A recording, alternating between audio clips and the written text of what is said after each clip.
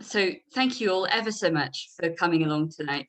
The aim is just to set out what Scottish CND is planning to do throughout 2021, and to give you the opportunity to identify ways that you might want to join in, to collaborate with us, and just to know a bit about what's coming over the next few months. So as you probably all heard today, the Bulletin of Atomic Scientists have warned that the hands of the doomsday clock remain at 100 seconds to midnight. So we've passed our 2-minute warning. And although we know there are some powerful reasons for hope, not least, as Janet said, the recent entry into force of the Nuclear Ban Treaty and the change of leadership in the US, the world's unpreparedness for any kind of crisis has been laid bare by the coronavirus, and the potential to stumble into nuclear war has continued to grow. So we know that the work that we do remains as urgent as ever. And the other thing that I wanted to say just before moving on to the substance of our presentation is to acknowledge that we are meeting tonight on the evening of Holocaust Memorial Day. The theme of Holocaust Memorial Day this year is being the light in the darkness, which seeks to invite reflection on the kinds of darkness that our world faces today, and the many different ways that we can be the light, through resistance, through acts of solidarity, through rescue, and through illuminating mistruth. And I know that being the light and resisting the darkness is something that we all try to do as peace campaigners. And certainly our work for nuclear disarmament seeks to remove the world's worst weapons of mass murder and destruction. So I hope nobody minds if, before we move on to the detail of the presentation, just in respect and remembrance of those who've already lost their lives to genocide, if we take a moment's silence together.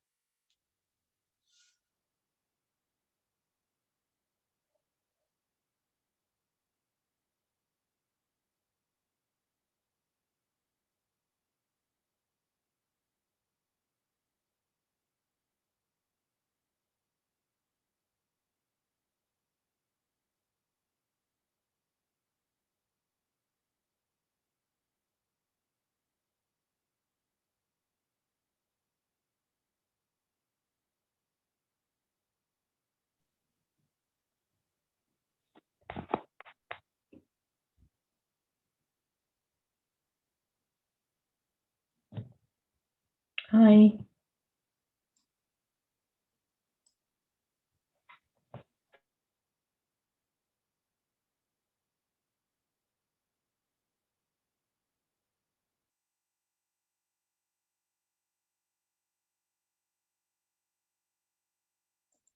Thank you.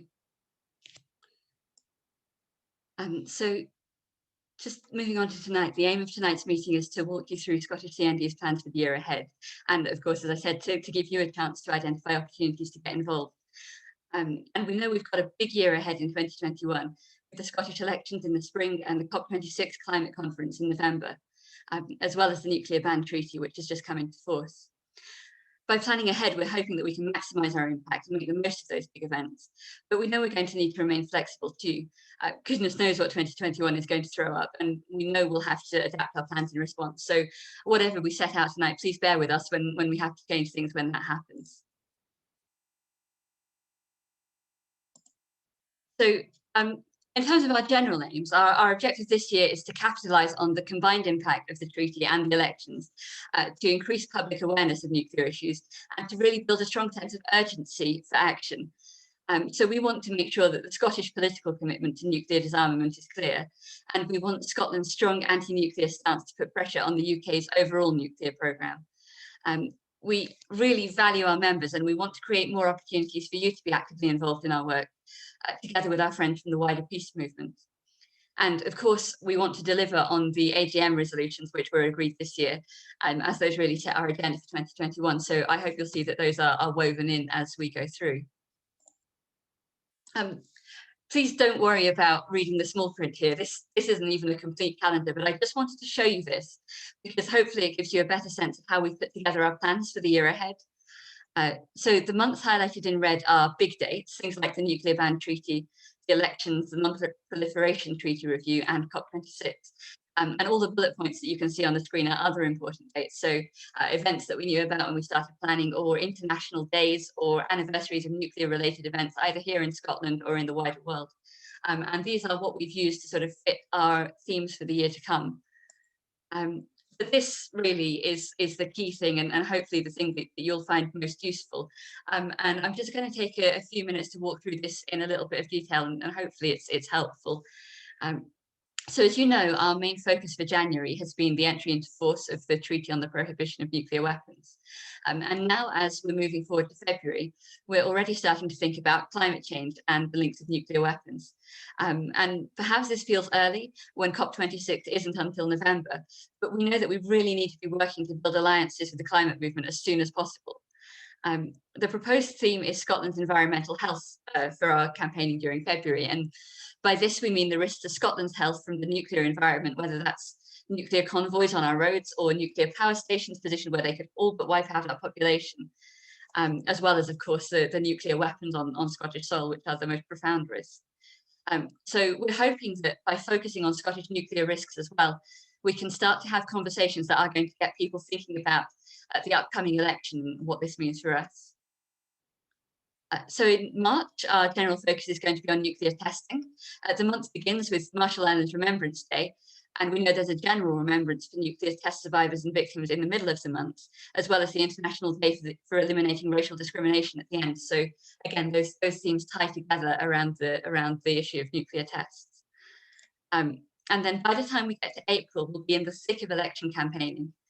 So each week in April, we're going to focus on a specifically Scottish nuclear risk, the convoys, nuclear power, nuclear weapons, and the space hub. And we hope that this is going to allow people to relate our campaign to places that are close to home and help to really make it real to people. We already know that our election message, our hashtag, is going to be nukes are my red line, and we need to be giving people reasons to say that, while also focusing on the transformative power of the new treaty and what that can do for us. So the election will happen early in May, and we'll then have a new government. And what we want to make sure that we don't miss the opportunity to reach out to them early on. So making sure they understand what's coming up in terms of international diplomacy, because the Non-Proliferation Treaty Conference will be 3 months away by then, not far at all in political time. And that they understand how nuclear fits into the picture when they're preparing for COP26 as well. So it's likely that most of our work in May is going to be focused inwards on making connections with the newly elected Parliament. And again, that's something we'd be keen to do in collaboration with the wider peace movement. And then when we get to June, we're going to start prioritising COP26 again. I'm sure that there'll be preparatory events happening throughout the year, and we're going to have to be ready to link into them whenever they happen. But we're going to have a particularly COP26 themed month in June.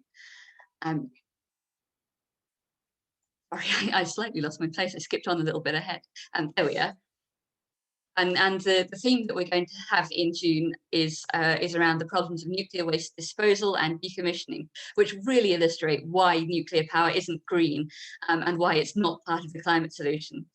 And then moving on to July and August, we'll be focusing mostly on the NPT.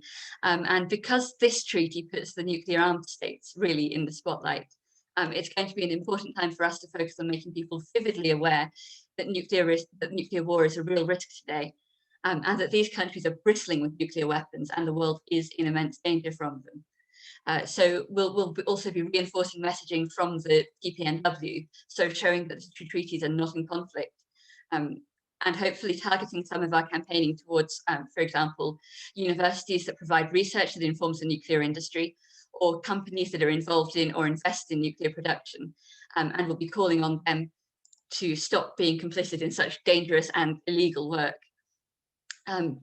So from September onwards, our primary focus will be on climate and COP26, although we'll also want to be bearing in mind that the first conference of parties for the TPNW will by then be just around the corner, and we'll need to be starting to prepare for that. In September, our specific climate focus, we hope, will be on uranium mining and nuclear weapons development and the devastating impact that has on our environment. And then leading into October, which has some really key dates. So it's History Month, it's the anniversary of the UK's first nuclear bomb detonation. It provides a real opportunity to focus on racism and colonialism in the context of nuclear weapons and climate change. And then, of course, leading into November, when it's actually COP26 for the first half of the month, and our AGM in the second half. That's going to be a particularly busy and lively month, just as January has been. So I think a lot of that is going to be shaped externally for us. A lot of things are going to happen around COP26 that we're just going to need to be there for and be shaping our response to as they happen. But we're also starting to plan ahead and think about, how we want to be present at COP26, what we want to get people talking about the link between climate and nuclear weapons. So trying to shape the agenda there a bit ourselves and to build bridges between us and the climate movement as much as possible. And then finally, of course, with November having been quite an intense month, we're expecting that December will be a little quieter. But with the first conference on the nuclear ban treaty either having just happened or being just about to happen, it will be timely again to focus on nuclear survivors. And we know that it's the International Day of Persons with Disabilities on the 3rd of December and Human Rights Day on the 10th of December. So obviously there are some strong links there. And what we will want to do is weave a focus on nuclear-related health inequalities throughout the month. So in terms of what those themes mean in practice, the part of the reason why we've tried to set out a calendar for the year is for us to be able to plan and advertise events further ahead. So, if you head to our website banthebomb.org now, you'll find a refreshed events listing for the next quarter, which you can also see here. As it happens, most of these slides have clickable links in them. You won't be able to click on them while we're in this call, but what we're going to make sure is that we put the recording of this presentation and the actual slides on our website. So if you want to access it in your own time, if you want to pass it on to others, and if you want to click through to some of the links that are in it, then you'll be able to do all of that after the presentation. But yeah, so there are more events listed on our website now, which you should be able to access. And also, if you are planning your own events, we'd be more than happy to include them there. And we also really hope that by setting out a kind of a framework, a scaffolding for the year ahead, that this might be useful to our local groups and really to any of you who are involved with other organisations that share our aims and our values. Because we hope that this will provide opportunities for you, that provide an invitation for you to suggest collaborations or plan your own events and actions that fit in around a theme or an occasion. We really want our supporters to play an active part in the movement for nuclear disarmament.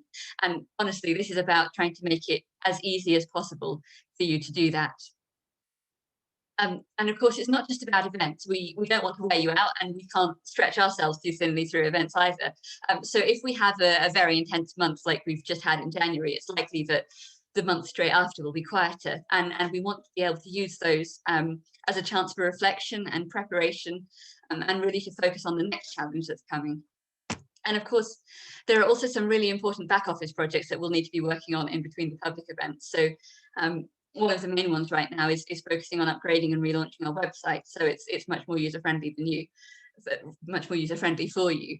But that kind of thing, if we've got our year mapped out, we know when we can sort of prioritise our time towards those, and when we need to be having conversations with you guys about the next steps that we're taking for various events the whole year through. And of course, with February as a bit of a quieter month, one of the things that we hope to be doing a lot of is really preparing materials that look at the relationship between nuclear weapons and climate change. So pulling together resources that already exist and creating new ones where they're needed. And that's not necessarily very outward facing, but it's something that will stand us in good stead, we hope, for the months to come. So when we're doing things like that, if you have expertise that we could draw on, whether it's to do with climate change or health inequalities or any of our other themes for the year, we'd really love to hear from you. And similarly, if you've got skills that could help to increase our impact, so art, graphic design, technical assistance of any kind, we'd absolutely love it if you felt able to share that with us to help us deliver the things that we want to deliver over the course of the year. And on that note, as you know, we produce our campaign magazine, Nuclear Free Scotland, twice a year. So date-wise, we'll be putting this year's editions together around about April and October for publication in June and December. And you can see that our planned themes for this year are about the relationships between nuclear weapons and climate change in the summer and health inequalities in the winter. So if you're interested in contributing an article on either theme, or if you just want to make suggestions about what we could feature, then we'd love to hear from you. And similarly, we're also hoping to be able to commission cover art for the summer edition soon. So you can see my email address on the screen just there. And if you have anything that you would like to contribute or suggest, please just drop me a line. We won't necessarily be able to fit everything into the magazine each time, but we'd also absolutely love to have guest blogs on our website. So really lots of opportunities to get involved. And similarly, I know that not everyone here tonight is a member of Scottish CND, but we have supporters and friends here as well. And it's really important for us to be building links with other groups and organisations that share our values and aims. So the wider peace movement, of course, the climate movement, faith groups, trade unions and others. And we talk about that in the context of big national organisations, but we also mean really super small, super local groups. You know, if you're thinking that we could do something that would inspire, I don't know, your knitting circle or your book club or your local independent cafe, or if you're thinking when the world goes back to normal, you'd love to see our posters and badges in your favourite record store or community space, we'd love to be making those really sort of intimate personal connections as well. And we'd love to hear from you what you think would work and what we could be doing more of. So if you can make suggestions along those lines, we'd absolutely welcome it. And again, along those lines, right now we're running a survey to ask our members what you're reading. And that's because actually talking about nuclear weapons in the mainstream media isn't always the best way of getting through to people who care enough to do something about it. Obviously, we need to keep doing that. It's a really important part of getting the message out there.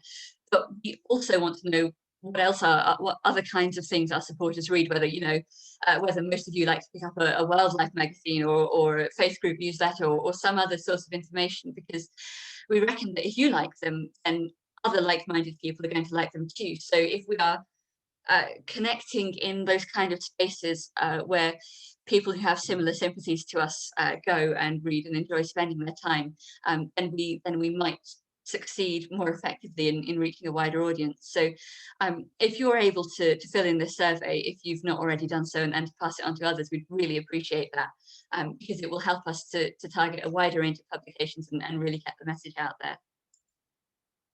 And I am just drawing to a close now, so just a couple of slides left. Of course, as ever, it really helps us if you get involved by sharing our materials, getting involved with our calls to action and other initiatives. So, for example, right now we've got a quiz on the nuclear ban treaty. That's going to run until the end of February, and we'd absolutely love you to be taking part in that and sharing it. And more generally, of course, you can find us on social media, on Twitter, on Facebook and Instagram.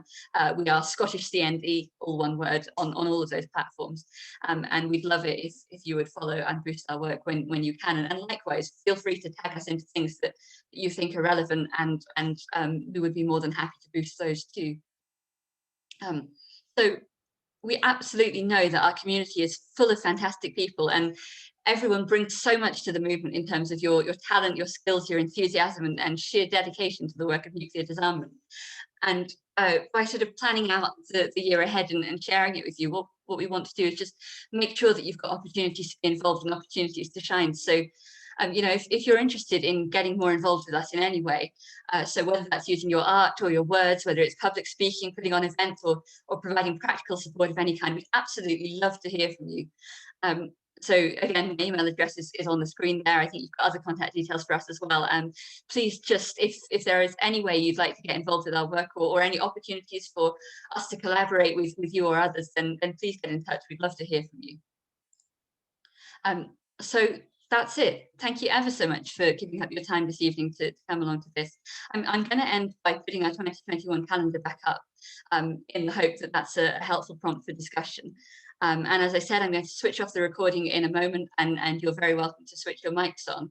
And for the rest of the hour, it's really over to you. So we'd love to know what you think, how you'd like to see us deliver on some of the themes that I've outlined, and really any ideas or suggestions that you have for getting involved.